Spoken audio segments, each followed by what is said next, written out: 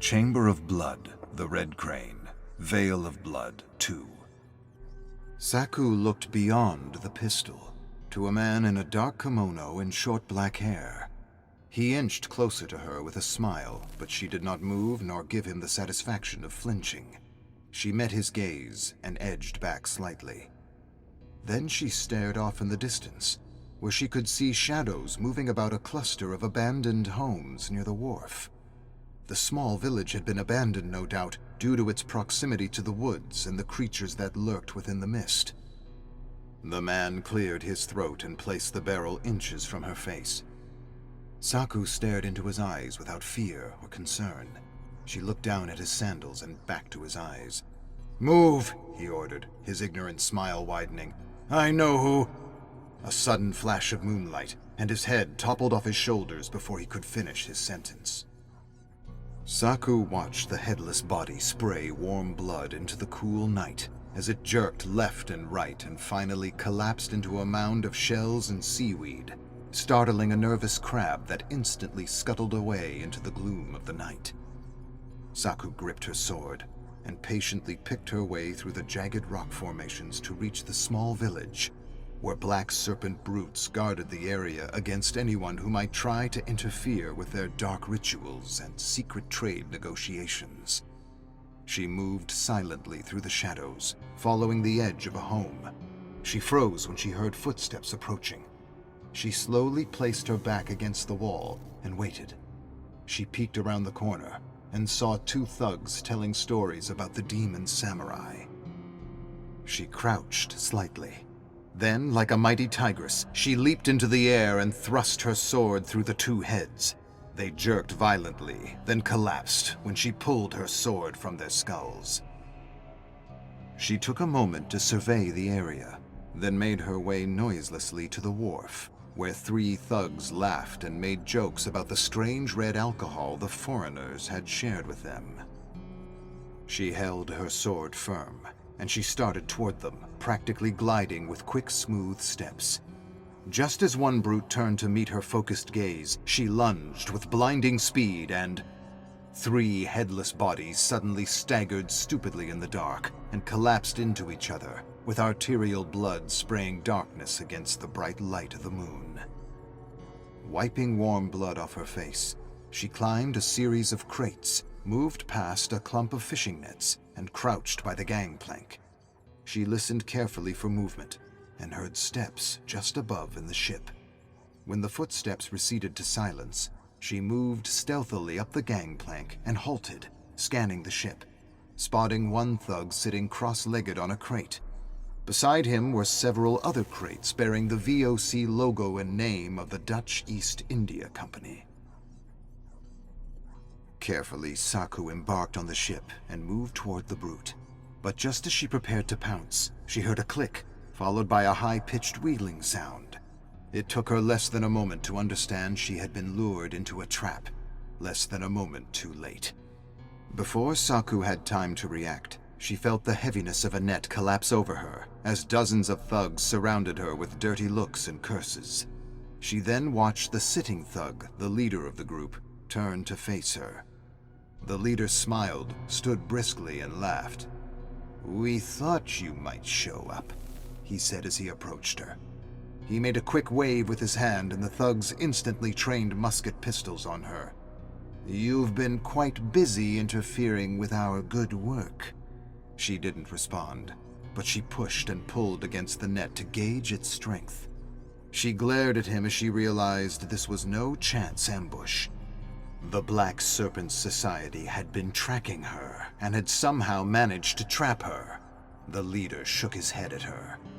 "Your clan is destroyed. Your weapon is irrelevant and outdated. You're outnumbered and trapped. And still you think you can do the impossible." This will be difficult, she thought, but not impossible. I've been in worse situations and survived. Saku inched closer to the leader as he smiled at her. She believed his reluctance to shoot her was evidence that they wanted her alive for one of their rituals. The leader motioned to all the thugs and laughed again. Saku gritted her teeth and studied the thugs as they slowly closed in on her from every direction. She looked into the leader's thieving dark eyes and saw all the lies and treachery of the Black Serpent Society. Then, looking beyond his eyes, she visualized herself triumphing against her enemy, leaping from thug to thug, cutting them down with her sword like weeds. Suddenly, the leader barked orders, snapping her back to reality. The thugs inched closer to her with hideous smiles and wide, nervous eyes. "Surrender willingly," the leader said flatly, "and we will reunite you with your clan, as misguided as they may have been." Saku understood his meaning. He believed their rituals would open a doorway into the nameless realm, where they were supposedly trapped and cursed to live out an endless cycle of life and death for reasons beyond comprehension. Saku didn't know what to believe. What she did know was that she wouldn't allow these thugs the satisfaction of serving her on a sacrificial platter to the darkness they served and she had promised to destroy. She had made an oath long ago as a member of the Red Crown clan to cleanse the world of the reeking corruption that was the Black Serpent Society, and she planned to honor that oath. With the strength and power of her ancestors coursing through her veins, Saku instantly rushed forward, her hand thrusting through the net. Powerful fingers grabbed the leader by the scruff of his kimono and pulled him in. Then, using him as a human shield, she whirled as pistols fired and balls ripped through his belly, chest, and skull. Through the rising smoke from the pistols, Saku could see the thugs trying to reload. Without a moment to lose, she tossed her busted and shredded shield to the ground, and with difficulty, she sliced through the net with her sword. A moment later, she was a hurricane of death and destruction, leaping from thug to thug as her hissing blade painted the deck red. The thugs didn't know what to do. They were too stunned to react. It was like fighting a ghost, a monstrous shadow, a formless mist with swords for claws. Their futile attempts to parry her attacks with pistols met empty air as limbs fell and heads rolled. It was a horrible nightmare, as if by some strange, ironic twist of fate, the Red Crane actually drew her power from the Black Mist Serpent, so that she was somehow a servant of the very darkness she had sworn to eliminate. When the last thug fell with a gasp, Saku found herself surrounded by blood and carnage. She took in the stench of gunpowder as her gaze slowly lowered to a thug groveling like a maggot. She had sliced his legs at the knees, and he was crawling away with nervous elbows that slipped with every move in the growing pool of blood. Wiping the gore off her face and kimono, she blocked his path and crouched to face him. The thug looked at her with widening eyes. A bleat of terror rose from his throat that rose to a shrill pitch as she raised her sword and ended his service to the Black Serpent Society. Saku rose slowly and, searching the ship, spotted a cluster of oil lamps glowing and flickering atop a crate. With focused determination, she picked her way through the bodies and kicked the crate, sending the oil lamps scattering to the wooden deck below. The lamps spat liquid fire and set the deck and lifeboat ablaze. Then, walking away from the burning ship, Saku considered everything she had just experienced. Trapped. How did they know she was coming for them? How could she have taken the bait? How had she been lured so easily? Enough. Warriors do not waste time with what-ifs and what they should have or could have done. What matters now is the present and taking the next right step. Where to now? She couldn't think straight. Despite all her training, a flame of anger burst in Saku for her careless mistake. Yet she repressed her frustration and knew there was no use for it. Anger would only cloud her judgment and waste her time. She needed to keep her composure because her friends and family could not have perished in vain. Because she was the last of her clan. Because the Black Serpent Society had to be stopped. Because she was the hope of all those who believed she would end the darkness that was upon their land. Because she was the Red Crane. Arcus, 41. The mad designer sketches are preposterous, yet entertaining. I just went through hundreds of sketches of monsters and killers in tuxedos and golfing attire. Makes no sense. And yet I found myself pinning these absurd illustrations in my study. They have absolutely no value to my investigation, yet they made me smile, even laugh, and perhaps that's enough. Perhaps helping me forget the horrors of this place, even for just a moment, turns the absurdity of these designs into a kind of medicine. As much as I take offense to the complete disregard the mad designer has for these characters, I can't help but search the Chamber of Blood for more Emperor Dwight illustrations. They are, so far, my favorite. Arcus, 8542. The creatures move around the fog, watching me without attacking. They're waiting for the perfect moment, which will never come, for I have barricaded every door and window and practiced savage and efficient combat maneuvers with my 9-iron.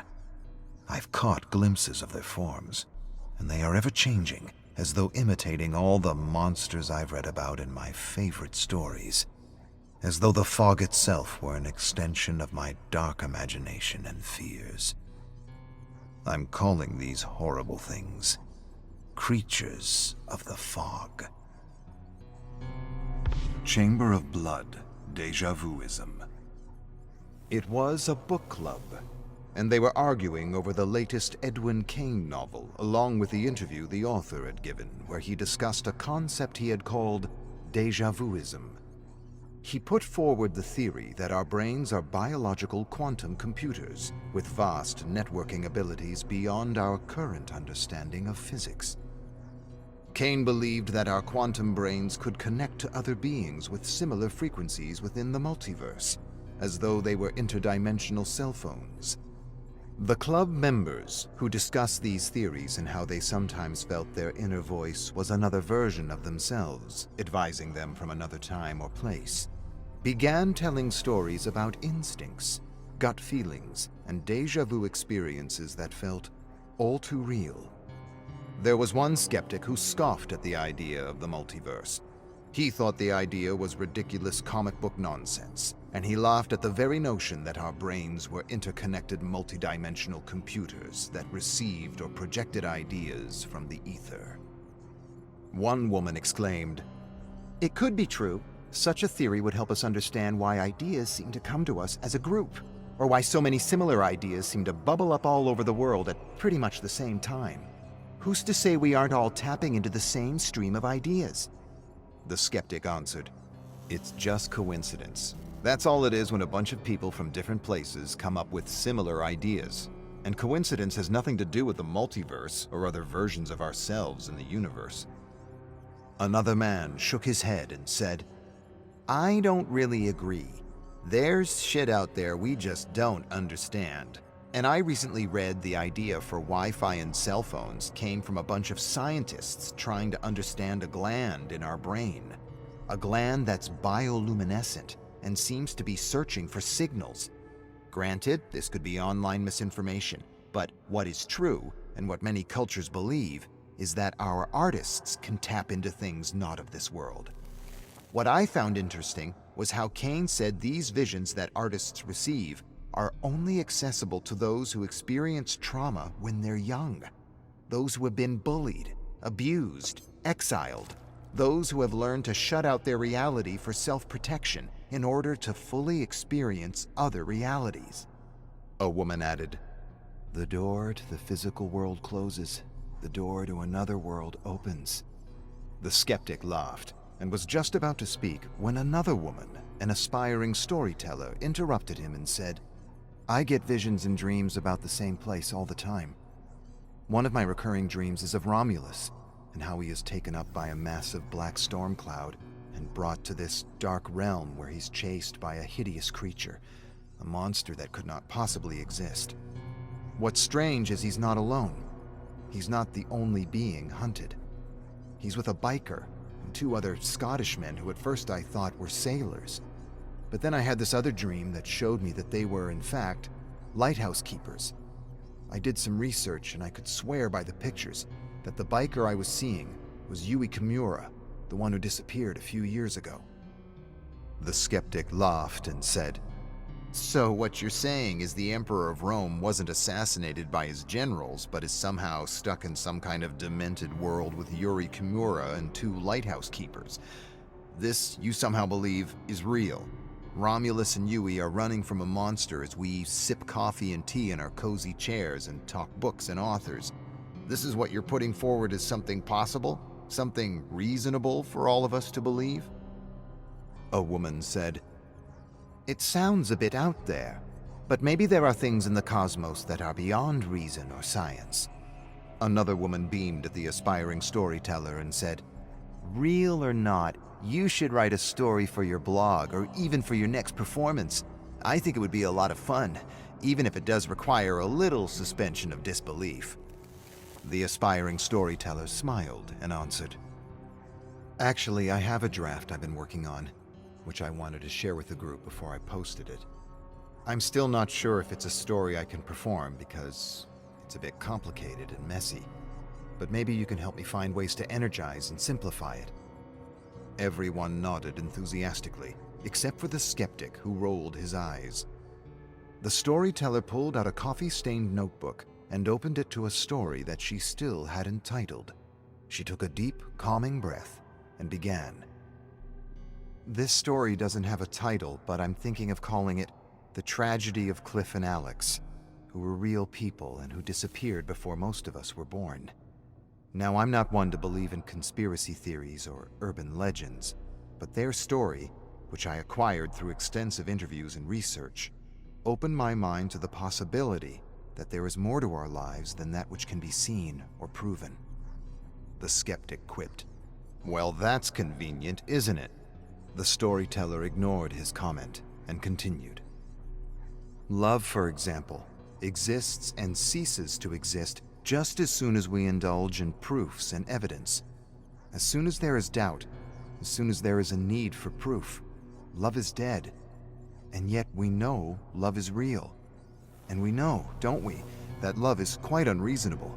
It's powerful, it's maddening, and we hate that we can't define it.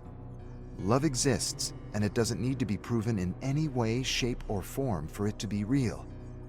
The storyteller made an exaggerated gesture to grab something in the empty air. And yet, just as soon as you try to grasp it, it tatters at the touch. Cliff Barra always loved horror movies. He started making scary movies when his father bought him his first Super 8 camera. And so it comes to no surprise that he grew up to be a famous director who translated his favorite Gothic novels and horror stories to the silver screen.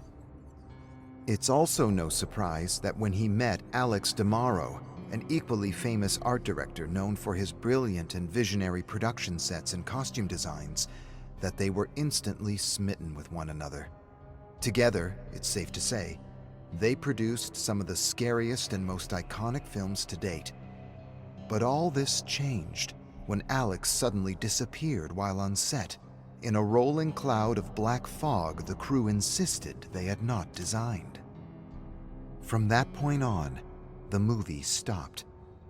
A great heaviness came over Cliff as he found himself confronted by the horror that he would never see Alex again.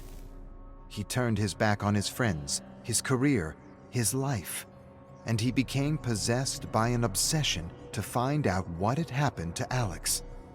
Investigations into this strange fog led him to a group of people searching for missing loved ones.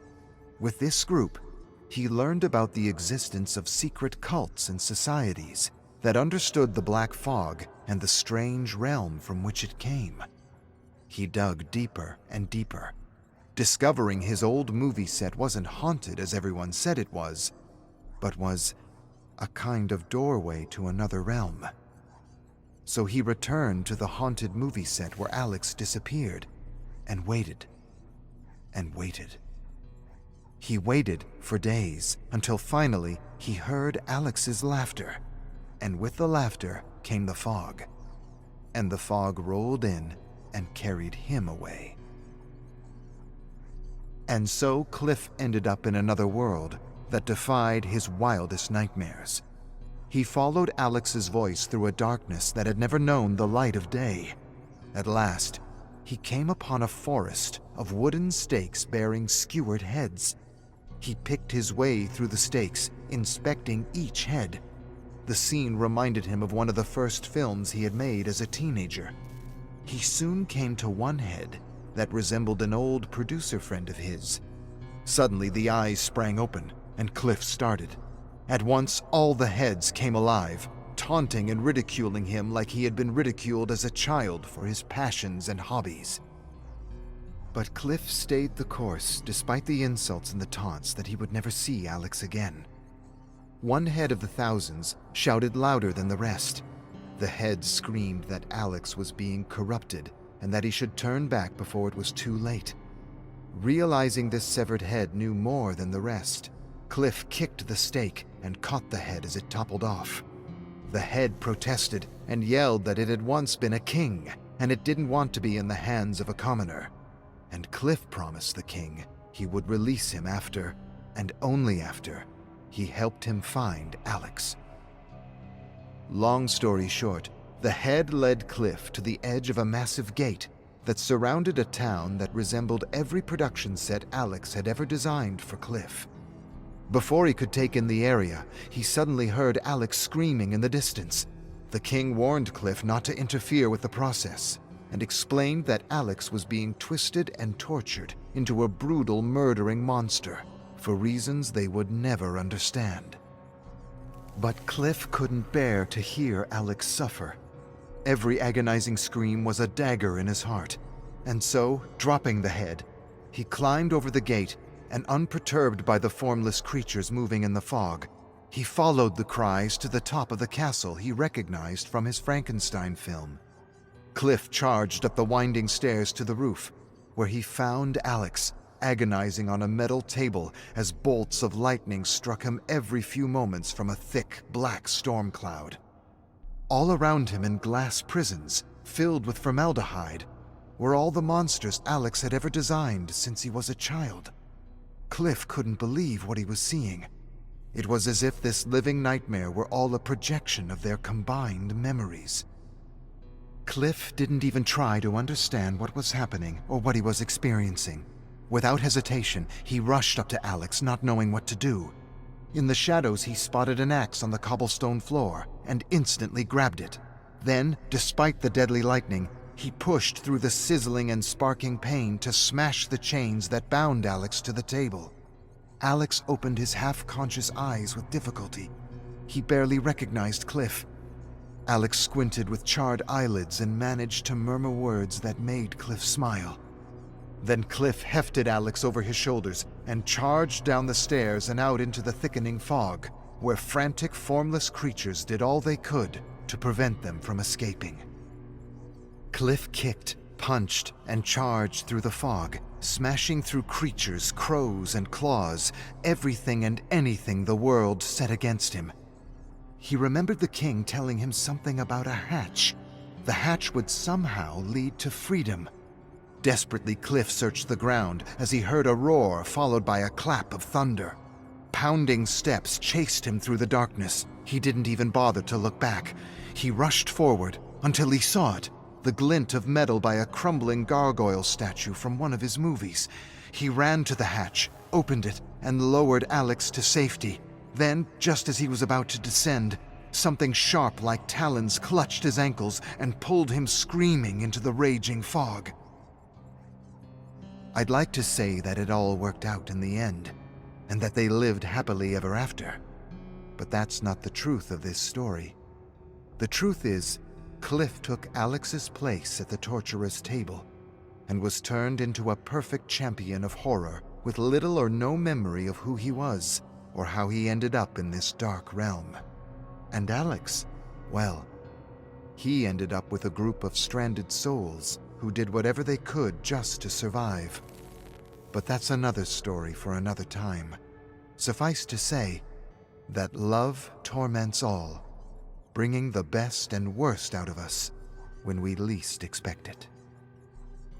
The storyteller finished, and everyone was silent and inward, thinking about what they had sacrificed for love and what they would sacrifice for love.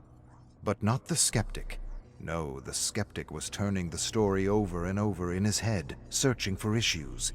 At last he broke the silence, asking, "What happened to the head? The talking head? Cliff just drops the king's head and then you never hear about it again. It kinda makes the story incomplete." A woman blurted out, "Who cares about the damn head? It's a love story." The skeptic added, "Also, I don't think you can use tatters as a verb." The storyteller smiled and politely said, "I'm still working the story, and the ideas are still coming to me in my dreams. I've been logging them in my notebooks, and I'll reread the current version more critically to see if I need to do something else with the talking head."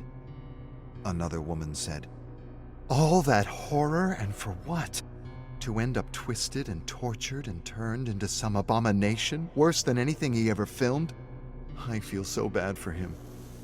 A man said, "I don't. Not because I don't like him as a character, but because that's just the kind of things we do for love. The horrible and the beautiful. The bitter and the sweet. The euphoria and the madness." He lost himself in a memory for a moment. "Love twists and torments. And I'm sure there's nothing that dark world can do to anyone that would surpass the torment of not knowing what had happened to a loved one. Or worse, the regret of knowing what had happened and not doing anything." Another man said, "Well, I do hope you publish this story on your blog. I found it heartbreaking and terrifying. And I guess I'm wondering if you really think this is what happened to the real Cliff and Alex." The storyteller shrugged and closed her notebook as she prepared to leave. She wasn't sure what she believed anymore. The skeptic laughed and said, "I'll tell you what I think. I think the real Cliff and Alex faked their disappearance to get out of the limelight, and they moved far, far away to some gorgeous exotic island where they're eating grapes, drinking margaritas, and living happily ever after." The man said, "Well, I do hope you're right, and the story is just a story. But if you're not, well, I hope Alex will one day be able to do for Cliff what Cliff did for him." A woman said, "It kinda makes you wonder if the characters we read about in the books are actually real somewhere." Another woman said, "A story in this world, reality in another." The storyteller stood, smiled at all the book club members, and excused herself as she had an early shift at the cafe. Everyone said goodbye, watched her disappear out the door, and then returned to their discussion about Edwin Cain, déjà vuism, and the story they had just heard.